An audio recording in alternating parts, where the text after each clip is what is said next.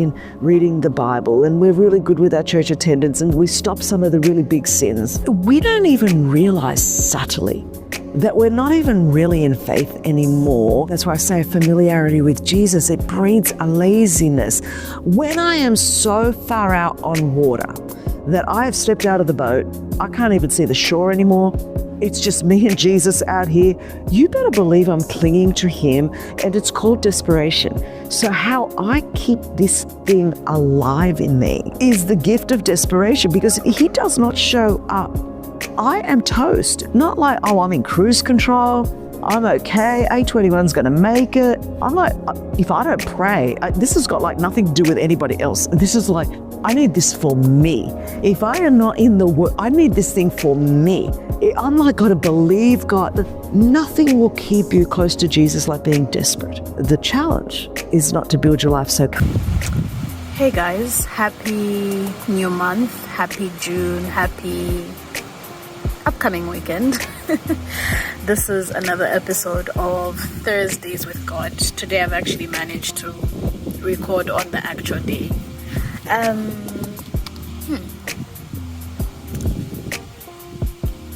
Today I wanted to talk about being in the waiting season, because I think it's one of those things that we can all relate to, having been in a place where we waited for something or are waiting to see something through. I can relate to that because I'm in a space where I have planted seeds. There are so many manifestations and prayers that I've made. Oh gosh,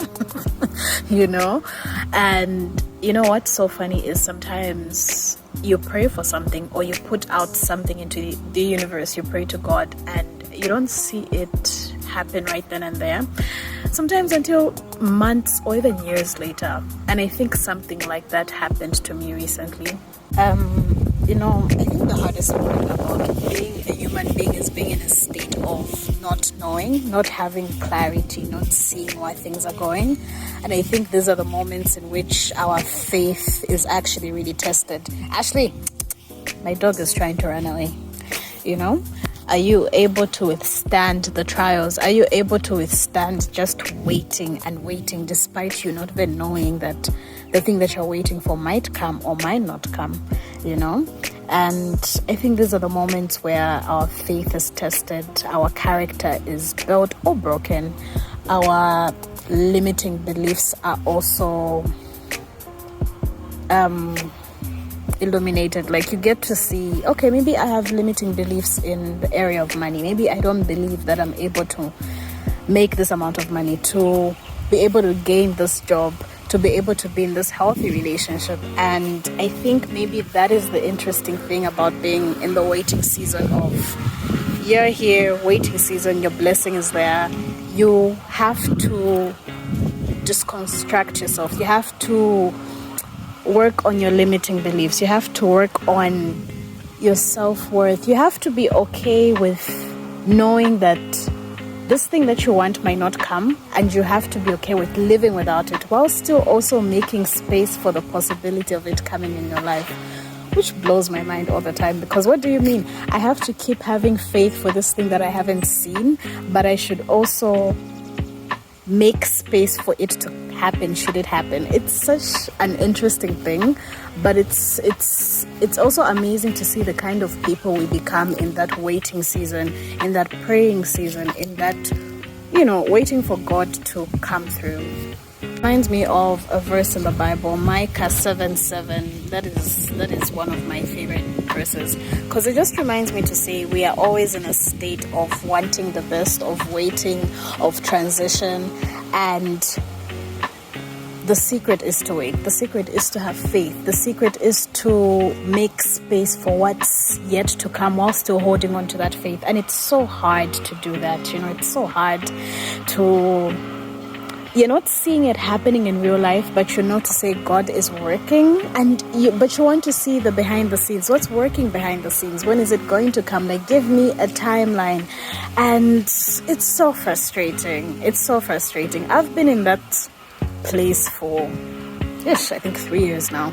There's certain manifestations that I've waited for the past 3 years. The certain manifestations I've been waiting for the past year and some months, maybe a year and a half, and it just also reminds me to say a lot of us as Christians, as believers, we are in this space of waiting. But what do we do in that space of waiting? Do we just wait? No, we have to build our faith. We have to still keep showing up, even if that thing might not happen. And then there's also holding space for the fact that it might happen or not happen.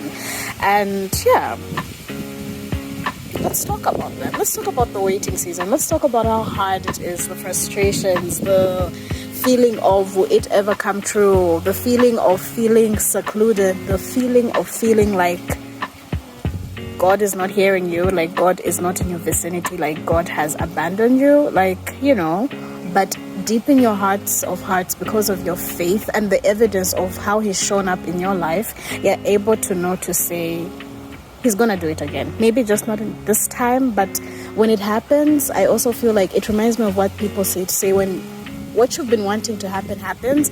It makes so much sense why so many things had to not happen, why you had to experience so many obstacles, so many delays, so many bad situations, so many rejections, so that once you get to this thing, you will know it's yours and you will be fully prepared and you will know how to handle it. So maybe let's look at preparation season and the time between you waiting and it actually coming as preparation. Maybe God is preparing us on how to handle that. Maybe there's something in our personality, in our mindset that He's fixing, so that when that thing actually comes, we will be so ready for it.